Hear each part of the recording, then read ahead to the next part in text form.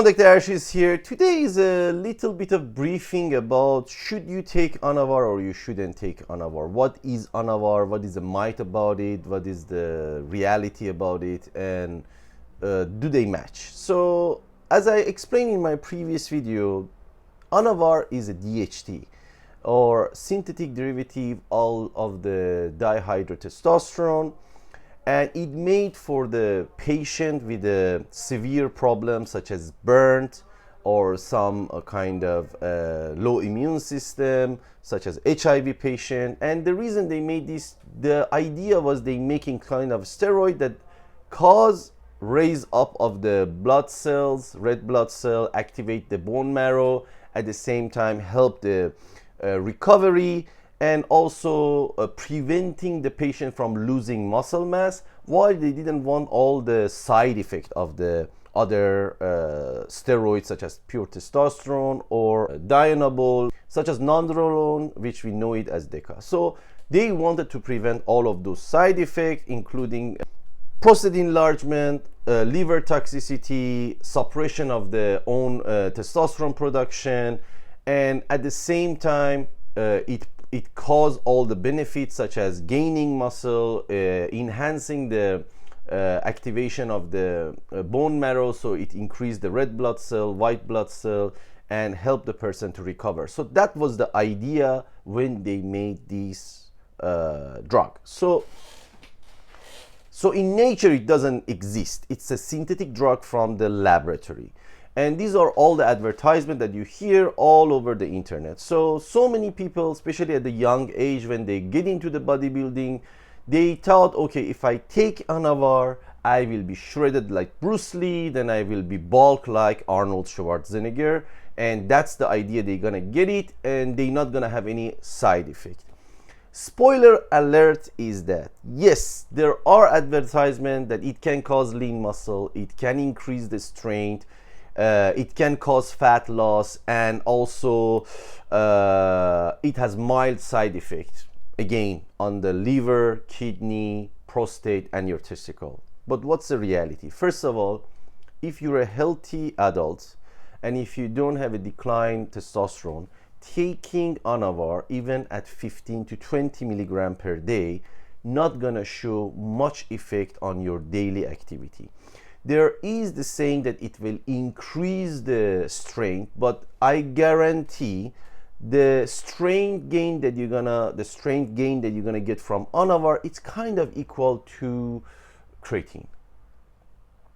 If you take creatine, high quality creatine before the exercise, I guarantee even the strength could be a little bit stronger than the Anavar. It's a very mild steroid. It may have better effect on females, but on male, I'm very sorry, 10 to 20 milligram doesn't do much. So that's why people take it at a higher dosage up to 50 milligram.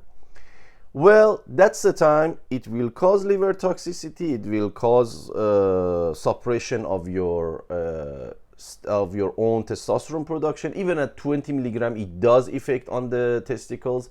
So don't think it's not gonna inhibit your own natural testosterone production. At 20 milligram, easily it does it. So remember it, even 20 milligram, it suppresses your own testosterone production. You don't believe me?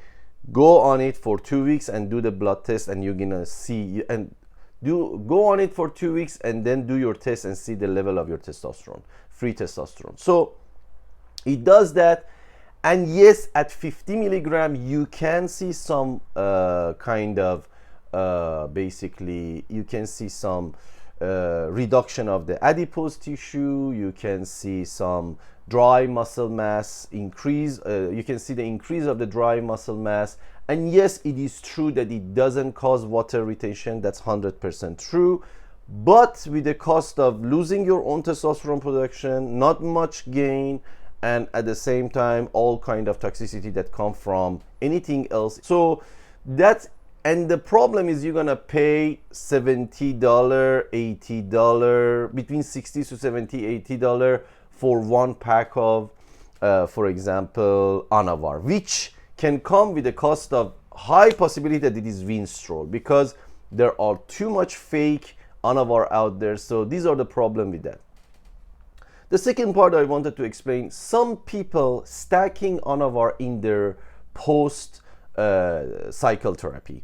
So in their PCT, they try to put Anavar because the notion is that if I take Anavar, it doesn't suppress my testosterone production. However, it helped me to keep the gain that I already get from the cycle. That is a very wrong thing to do. As I said, at the low dosage, it's not gonna do much. If you increase the dosage, it will suppress your testicle for testosterone production. And in your post cycle, you want to regain that function. You want it to come back to normal. So again, if you add something that it's suppress it, it will be shooting to your own leg. So generally, I do not recommend anybody to get Anavar. Honestly, unless you are super rich and you do blood tests very often and you don't mind losing money. So that's your own personal choice. I do not recommend it to anyone. I hope this video was interesting for you. If it was, please don't forget to like and subscribe. Till next time.